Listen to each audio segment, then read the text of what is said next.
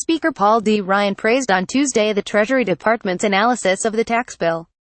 Tom Brenner, The New York Times, Washington. Republicans lawmakers in the Senate and House said on Tuesday that they are coalescing around a unified tax plan and are aiming to pass a final bill as early as next week. Senator John Cornyn of Texas, the No. 2 Senate Republican, said House and Senate negotiators were making progress in their effort to agree on a final tax bill, and he said a deal could be reached as soon as later Tuesday. "We don't have it right this minute, but we are getting closer," Mr. Cornyn said shortly before lunchtime.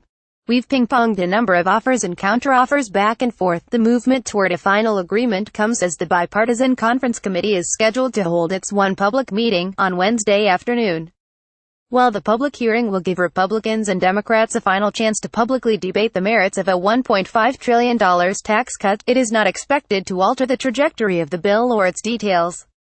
We look forward to scheduling this bill after they're done with their work, posting it, giving it the appropriate time so everyone can read it, and pass it, sending it to the president's desk," said Representative Kevin McCarthy, Republican of California and the House Majority Leader. Republicans are speeding ahead with the legislation despite criticism from Democrats that the bill hurts the middle class, benefits the rich and creates a raft of new loopholes that corporations and wealthy Americans can exploit. Special election for Senate in Alabama has added to the pressure, as polls show that Doug Jones, a Democrat, has a chance to beat Roy Moore, a Republican judge who has been accused of child molestation.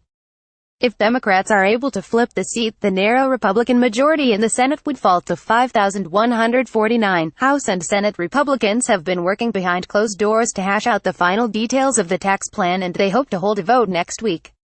Republican leaders want to finalize a consensus bill within the next few days, and release its text on Friday. If all goes according to plan, the Senate would take the bill up on Monday and the House would follow on Tuesday or Wednesday. The big remaining sticking points include whether to retain the House bill's cap on the mortgage interest deduction, whether to scrap or keep the corporate alternative minimum tax, and how low to set the corporate tax rate.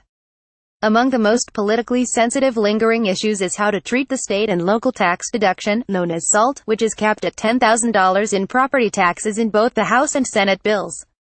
Lawmakers have been working through possible compromises that would let people continue to deduct a certain amount of property or income taxes, but Republicans still run the risk of raising taxes on broad swaths of middle-income constituents.